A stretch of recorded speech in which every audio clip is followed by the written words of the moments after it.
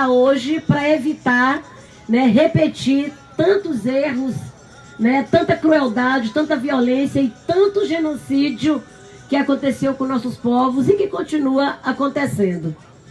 Né, eu venho lá do Maranhão, da terra indígena Araribóia, né, eu nasci em 1974, mas há milhares de anos a gente luta pela nossa existência.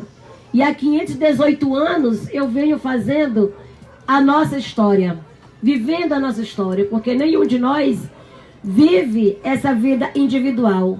A gente vive com essa orientação e com toda essa ligação com os nossos ancestrais.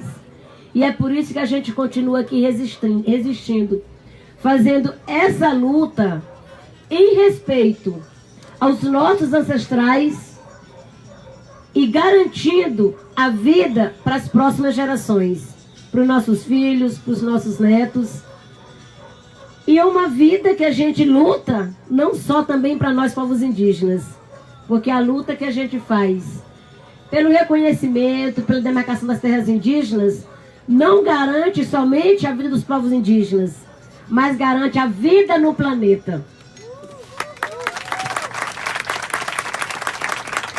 Infelizmente, as pessoas se distanciaram muito da natureza, se distanciaram muito do meio ambiente e não conseguem perceber que a Mãe Terra, que é que dá origem à vida, que a água, que é a fonte de vida. E as pessoas continuam na cidade valorizando mais consumo, mais carros, né, mais marcas, mais etiquetas, e se desliga ou não consegue conectar que tudo isso que é consumido aqui, que é fabricado aqui, vem lá da origem daquele lugar que a gente muitas das vezes morre, é assassinado para a gente poder preservar, para a gente poder garantir. Então não tem como dizer que a luta dos povos indígenas, que a luta pela demarcação dos territórios indígenas é apenas uma luta nossa. Tem que ser compreendida pela sociedade como uma causa humanitária e civilizatória. Porque os territórios que a gente garante lá é que inclusive garante a água que chega na casa de cada um de vocês que está aqui na cidade. Embora tenha, nós estamos aqui na beira de uma água, é o que aqui? É lagoa, é rio? Na beira de um rio. Não sei a situação dessa água aqui. Então, olha só, quando hoje você vê água doce, não quer dizer que você está tendo acesso a uma água potável. Embora o Brasil tenha hoje os 2 maiores aquíferos de água doce do mundo, nós temos as cidades com os rios, com os lagos totalmente poluídos, totalmente contaminados, e as pessoas não conseguem utilizar a água que está dentro das cidades. Quando você vai nos territórios indígenas, lá você vai diretamente tomar o seu banho, dar o seu mergulho, fazer os rituais, que é o que a gente faz, e a gente pode ainda beber a água diretamente ali da fonte. Então, como que nós é que somos considerados como silvícolas e a civilização na cidade? Que civilização é essa? Esses aquíferos de água que a gente tem aqui no Brasil, que é o aquífero Guarani, que está aqui na região sul e sudeste, e o aquífero Alter do Chão, que está lá na Amazônia, eles estão altamente ameaçados. Ameaçados de já eles serem entregues para grandes multinacionais como a Coca-Cola, como a Nestlé. E nós juntos, povos indígenas, povo da cidade, povos tradicionais, a gente vai juntar a luta para a gente impedir a privatização desses aquíferos? Nós vamos nos juntar para evitar a entrega das nossas águas? É hora da gente se juntar, de dar as mãos. todo o erro que foi cometido no passado, precisa que a gente se junte para exigir essa reparação histórica. Não só pelos crimes cometidos, como agora a gente está falando muito, né? No período da ditadura, mas também durante toda a colonização, onde muitos de nossos povos foram extintos, onde muitas de nossas populações tiveram seus povos reduzidos, onde muitos de nós tivemos o direito negado à nossa própria identidade. Muitos de nossos povos foram mortos, assassinados, porque não cediam à imposição do colonialismo, do imperialismo, não cederam à ditadura e por isso foram mortos. Foram jogados no mar, foram enterrados vivos, tiveram suas cabeças decepadas, tiveram a língua cortada para não falar a sua língua. E hoje nós temos esse papel fundamental da gente exigir do Estado brasileiro essa recuperação, essa reparação histórica contra esse genocídio que aconteceu contra os nossos povos. Então, 518 anos depois, o que os povos indígenas têm a ensinar? O que nós queremos é essa partilha. É dar as mãos, juntos, povos indígenas, povos tradicionais, negros, negras, pessoas da periferia, pessoas da favela, lá dos quilombos, as pessoas da cidade, que a gente possa dar as mãos e juntos pensar qual o país que a gente quer. Quando eu me coloco à disposição para aceitar um desafio gigante como esse, que é de, na primeira vez na história, a gente entrar para um processo de disputa eleitoral numa chapa majoritária, não é simplesmente pelo poder ou por prestígio. É pela necessidade de manter viva a nossa identidade. É pela necessidade de mostrar às pessoas que nós temos que viver em solidariedade. Que nós temos que ter respeito mútuo uns pelos outros. Que se a gente não agir agora contra esse modelo de desenvolvimento econômico aí, altamente depredador, baseado no uso da terra com a exploração dos recursos naturais, a gente não vai conseguir mais viver 50 anos nesse planeta. Desde menina eu sempre entendi que o meu sentimento de luta nunca era somente pela minha linguagem sanguínea para defender a vida do meu povo ou dos nossos povos, mas que eu tinha uma responsabilidade na sociedade muito maior. Uma responsabilidade cívica, social, humana, de lutar pela vida de todas as pessoas que, assim como nós, também são oprimidas e também têm seus direitos negados. E é por conhecer a nossa história que vem aí de milhares de anos, de 518 anos de resistência, é que a gente consegue apresentar esse novo modelo de sociedade. Essa alternativa que respeita os limites da natureza, que respeita as pessoas. E essa sociedade que a gente quer apresentar e que a gente quer construir é uma sociedade onde todas as pessoas possam ter a sua moradia, seja na aldeia, seja no quilombo, seja lá nos ribeirinhos, seja na cidade. E que cada pessoa que tenha a sua moradia, que tenha a sua casa, possa ter o seu alimento.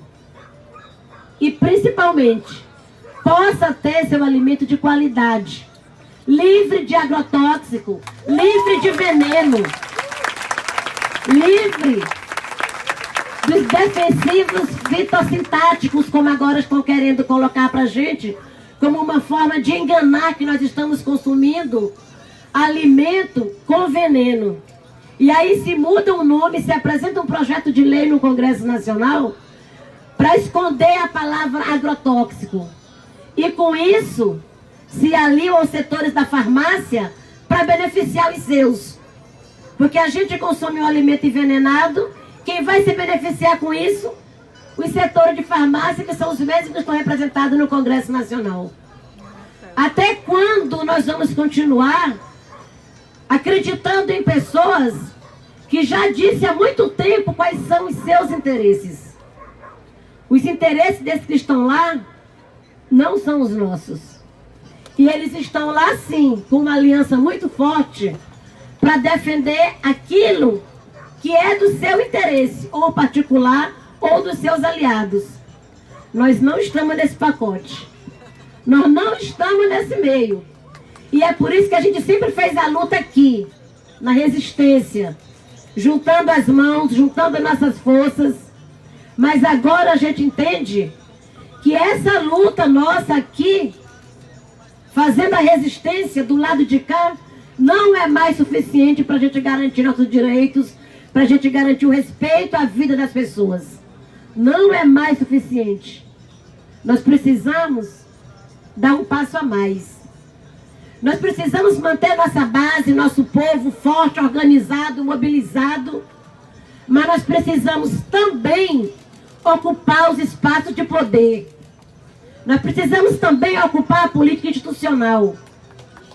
É responsabilidade nossa tirar das mãos das grandes corporações, das grandes multinacionais, desses grandes representantes que estão aí da bancada ruralista, os senhores do agronegócio, que no passado foi os senhores do café, foi o barão do cacau, e entregar esse poder para o povo.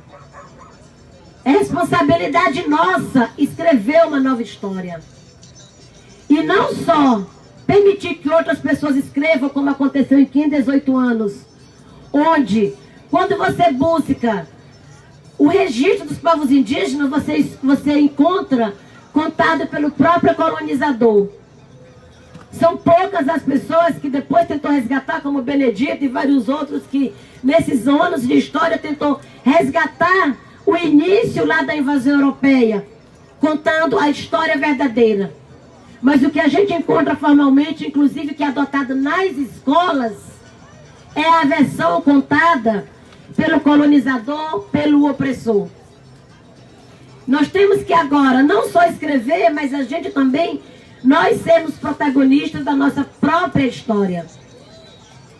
Nós temos que fazer com que nós tenhamos um sistema educacional que respeite e que adote o ensino afro-indígena desde o ensino básico até a universidade.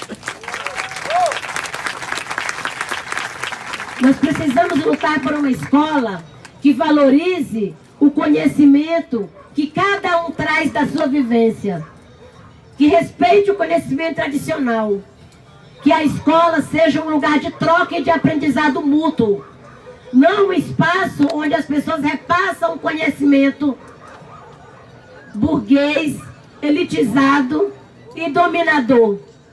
Nós precisamos lutar por uma escola que valorize os conhecimentos e que forme cidadãos críticos, cidadãos conscientes, para que esses cidadãos possam de fato poder escolher representantes que atendam os interesses da população.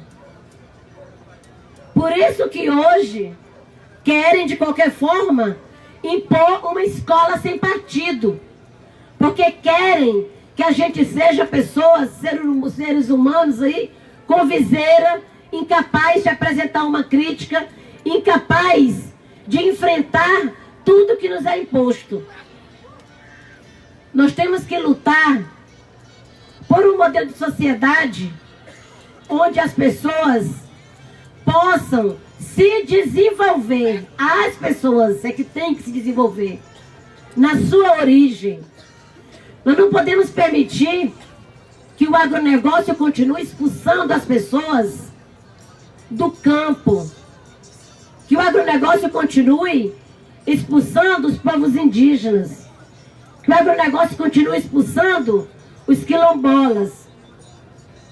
Nós não podemos permitir que o Brasil adote uma medida, como eles chamam, um marco temporal, onde eles querem a qualquer custo dizer pra gente que a nossa história começa em 1988.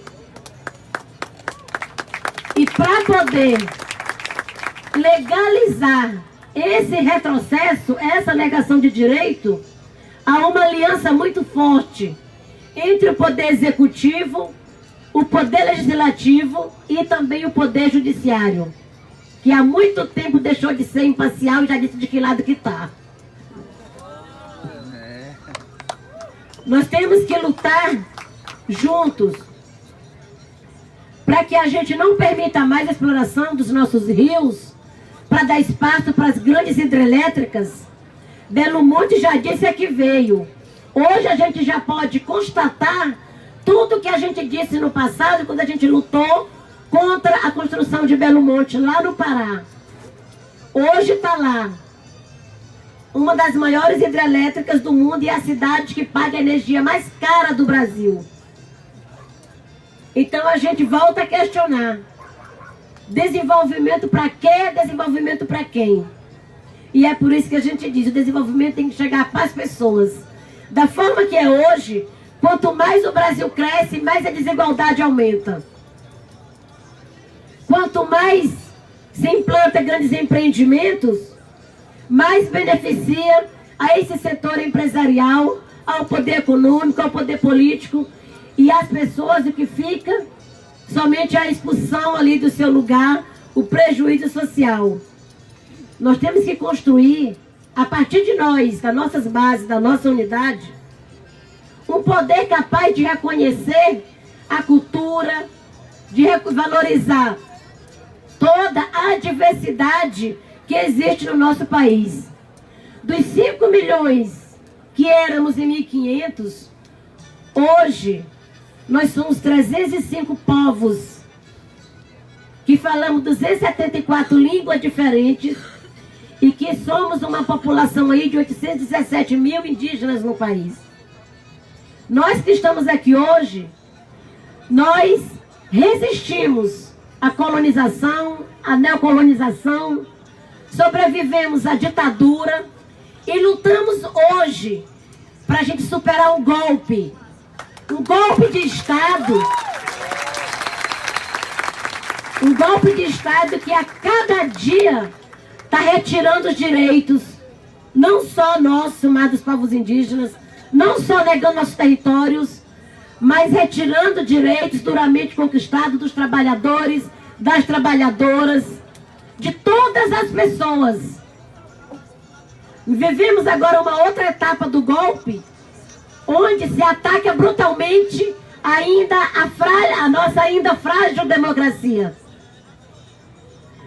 Uma etapa do golpe que quer privatizar a nossa saúde, que querem privatizar o SUS, obrigando a gente a ter que pagar para a gente poder ter um atendimento.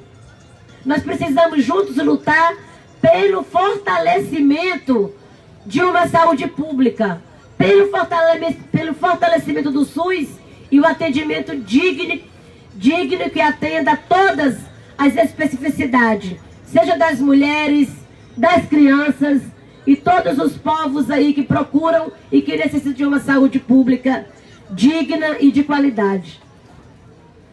Nós não podemos mais conceber um país onde nós temos 10 mulheres que diariamente sofrem abuso, estupro coletivo. Nós não podemos conceber mais um país onde 12 mulheres diariamente morrem vítimas de um feminicídio. Nós não podemos conceber mais um país onde 4 mulheres diariamente morrem vítimas de aborto mal feito. Nós temos que lutar junto pela descriminalização do aborto e em favor da vida das mulheres. Falar de aborto não é só simplesmente se posicionar que é a favor ou que é contra, mas é a gente tratar isso como uma questão de saúde pública, onde as mulheres continuam morrendo. E muitos ainda fazem questão de trazer um falso moralismo, dizer que defende a vida. Nós precisamos juntos mudar essa história. Nós precisamos juntos não só ocupar as ruas, não só ocupar as praças, não só ocupar mais os barcos, mas juntos a gente ocupar o poder.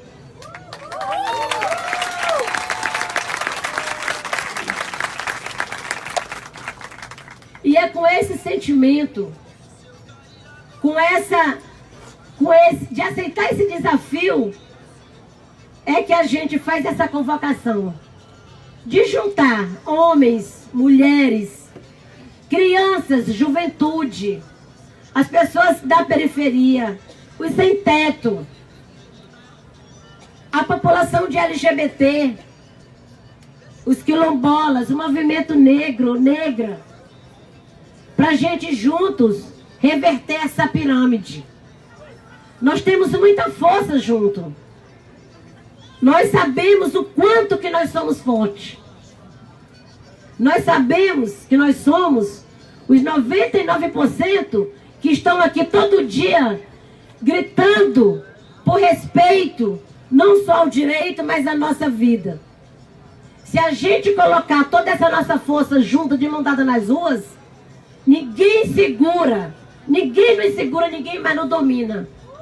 Ninguém nunca mais vai dizer o que a gente tem que fazer. E foi exatamente por acreditar que é possível essa transformação, que é possível a gente construir um novo país, é que eu aceitei, junto com o Guilherme, esse desafio de compor uma chapa majoritária. Uma chapa que vem concorrer à presidência da República. A gente nunca assumiu, não é porque a gente nunca concorreu, a gente sempre teve indígena presente, sim. Mas agora nós entendemos que nós temos que fazer isso de forma articulada, formando alianças.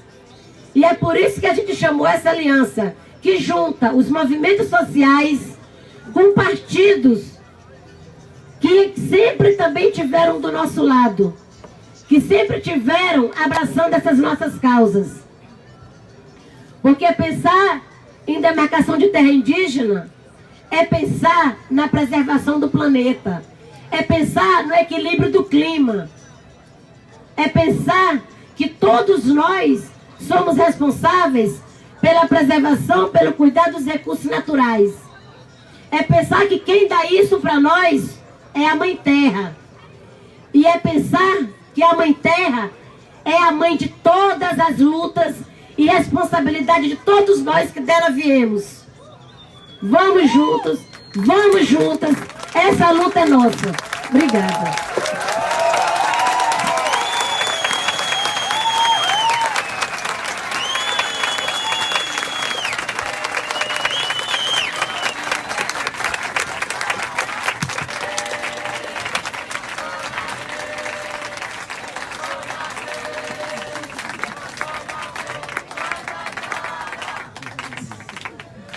Sônia, muito obrigado pelas suas palavras, pela sua síntese. A gente está com o tempo muitíssimo apertado, mas eu queria abrir para 2 perguntinhas, se alguém quiser fazer, muito brevemente, alguma pergunta. Pode vir aqui, que a gente vai passar o microfone para essa